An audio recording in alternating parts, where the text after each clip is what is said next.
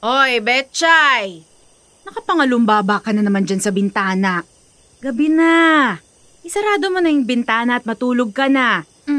Maya na po, Nay. Oh, ano bang nakikita mo dyan? Palayan. Mga puno ng kawayan. Hindi ka ba nagsasawa, anak? Hindi, Nay.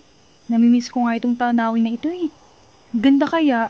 Betchay, ipinaliwanag na namin sa iyo ng tatay kung bakit natin kailangan lumipat sa Maynila, di ba?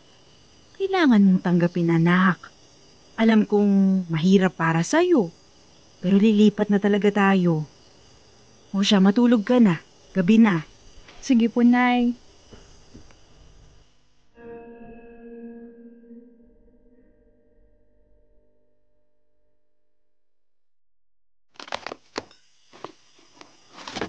O Betcha, ito ang kahon.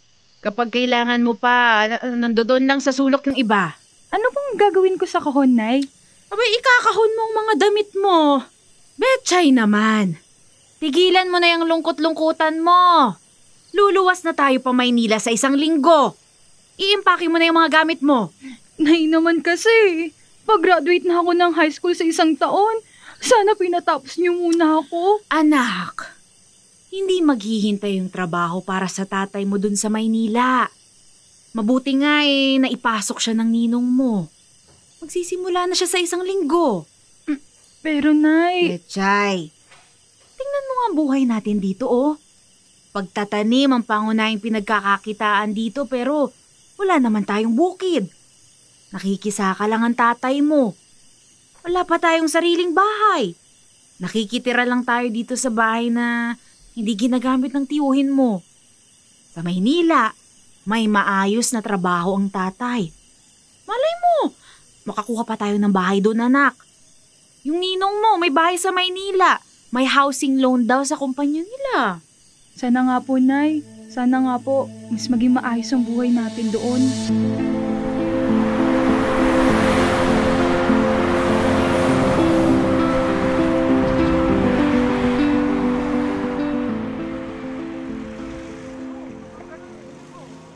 O Betchay, ang aga mo namang nagising. Ang ingay-ingay, Nay. Natutulog ba yung mga tao dito? Kahit gabing-gabi na. Busina pa din ang busina yung mga sasakyan sa kalsada. Namimiss mo yung huni ng mga kuliglig sa gabi, ano? Opo, Tay. Pero masasanay din po siguro ko sa katagalan. Ay sigurado, masasanay din tayong lahat. Siya nga pala, Betchay, pagkatapos nga nating mag-agahan pumunta ka dun sa may talipapa sa kanto. Bumili ka ng dahon ng sili at titinola ko. Opo, Nay. Betchay, anak, ikaw na ba yan? Opo, Nay. Betchay, isasarado mo lagi ang gate at ang pinto. Wala na tayo sa probinsya kung saan lahat ng kapitbahay kilala natin. O, nasan ang dahon ng sili? Eto po, Nay. Grabe. Ang mahal. 15 pesos po ito. Sa atin, pinipitas ko lang to sa gilid ng bahay. Kamahal nga ano. Hayaan mo. Kapag nakaayos-ayos na tayo, magtatanim tayo ng mga gulay na madaling tumubo dyan sa tabi-tabi.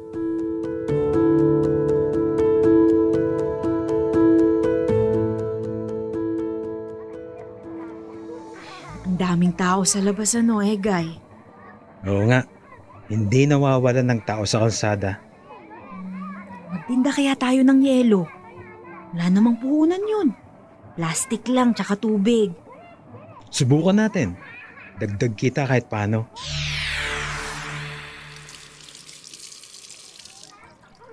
O ayan, ganyan lang. Ibuhol mo ng maigi. Madali lang pala, Nay. Ako na lang po ang gagawa bukas. Tama na yan ha. Puno na yung freezer. Ang benta ng yellow, Nay, no? Bago magtanghalian, ubus na lahat ng ginawa natin. Oo nga Ang dami niyan pero uubos agad.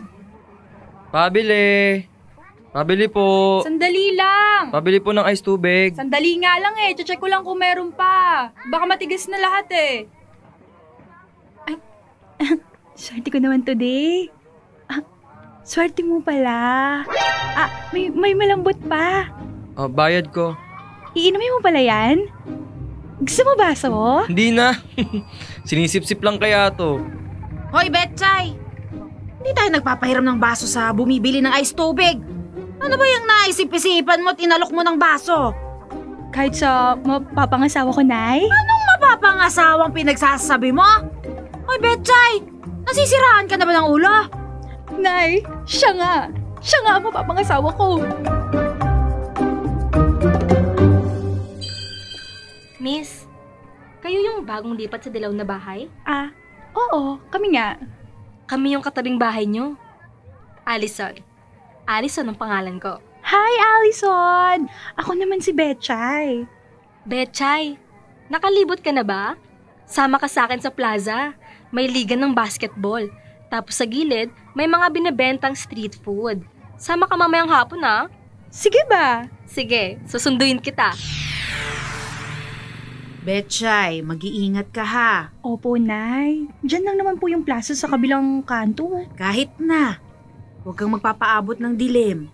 Opo, Nay. Tao po! Betchay! Palabas na, Allison! Nay, ayan na po si Allison. Alis na po kami. Sige, ingat ha, ingat.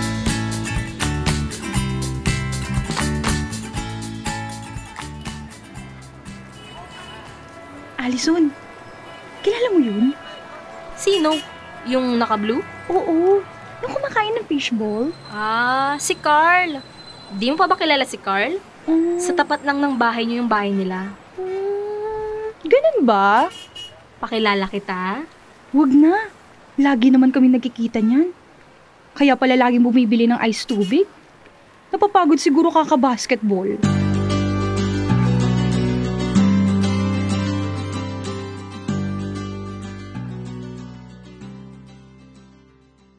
O Egay, kumusta naman ang araw mo sa trabaho? Ay napakadali, Bebang, kumpara sa pagsasaka. Ang dali ng trabaho. Mabuti na lang talaga at kahit vocational natapos ko yung pagiging electrician. Ayan, pinagkakakitaan na natin ngayon. Maganda din yung trabahong napasukan mo, ano? Oo, kapag na-regular na ako sa trabaho, pwede ako mag-aral. Pwede din akong mag-attend ng mga trainings na konektado sa trabaho ko. Mabuti naman. Kumusta ka naman dito? Maayos naman. Alam mo, Egay, naisip ko.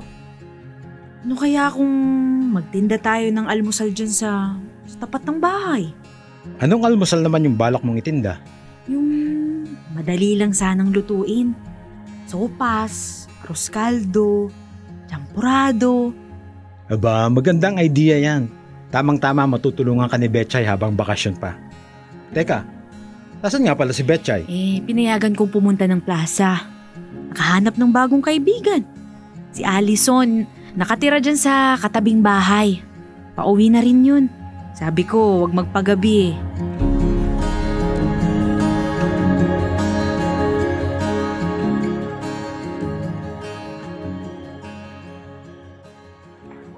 Nay, ang bilis mong ubos ang tinda natin. Konti na lang itong arroz caldo, oh. Ilang order na lang siguro to. Kapag naubos na magliligpit na tayo at matutulog sandali ah. Aga nating nagising eh. Bukas, sopas naman ang iluluto natin.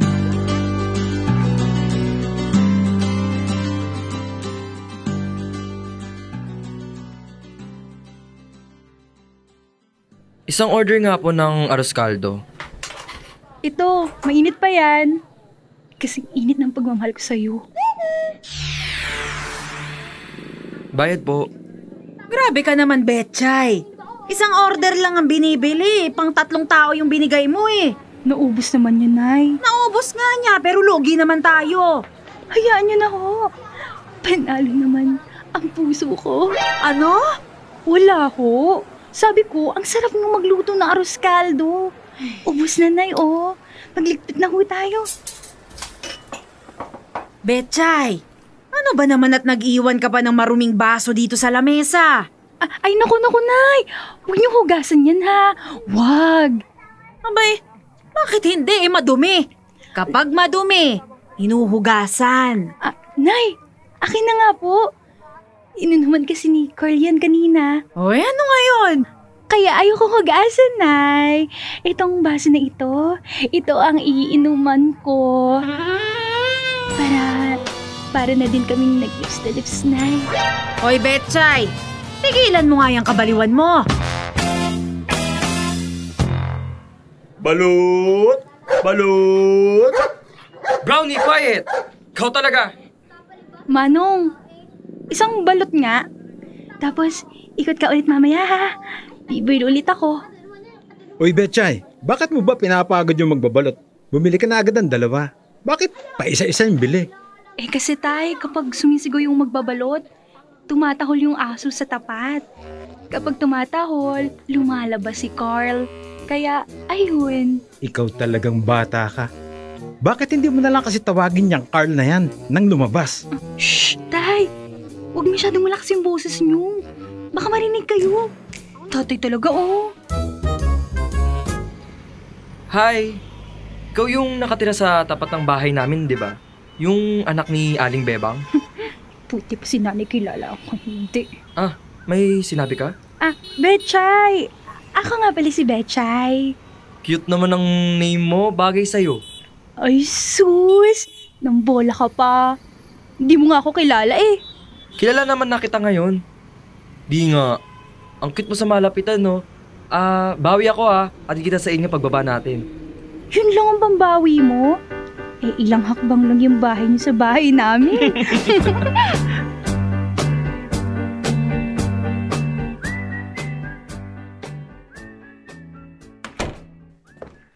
Oh, si Carl yung nagatid sa'yo Dumadalas yata ang paglabas niyo ni Carl. Akalain mo yun. Crush mo lang yan si Carl dati. Di ba, Nay? Sabi ko sa'yo Dinadasalan mo siguro yung arroz caldo na paboritong kainin niya ni Carl. Kaya nagustuhan ka bigla. Ang sabihin mo, baka nilagyan ng gayuman niyang si Betchay. Hindi ho Kagusto-gusto kaya ako. So ano na nga estado niyong dalawa? Nandiligaw na, Tay. Pagka-graduate ko ng college, sasagutin ko na. Akala mo naman pagkatagal-tagal pa. Sa isang buwan, gagraduate ka na.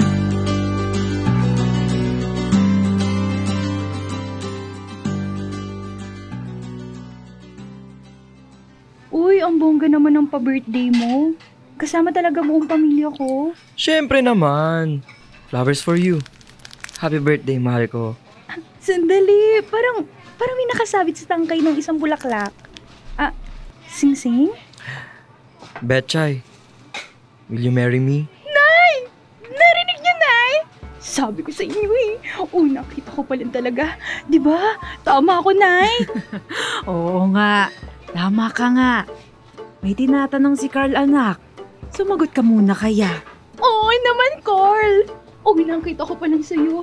Hindi mo pa alam ang pangalan ko. Nagdesisyon na ako na ikaw ang lalaki pakakasalan ko.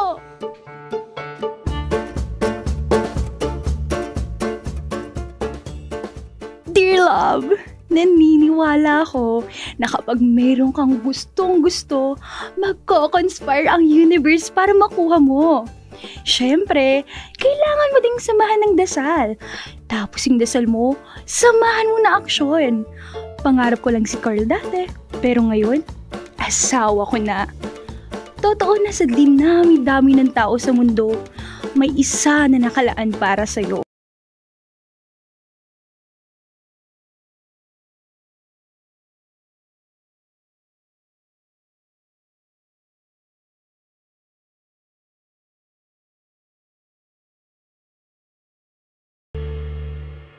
Kailangan pa bang i-memorize yan? Love Radio Basic!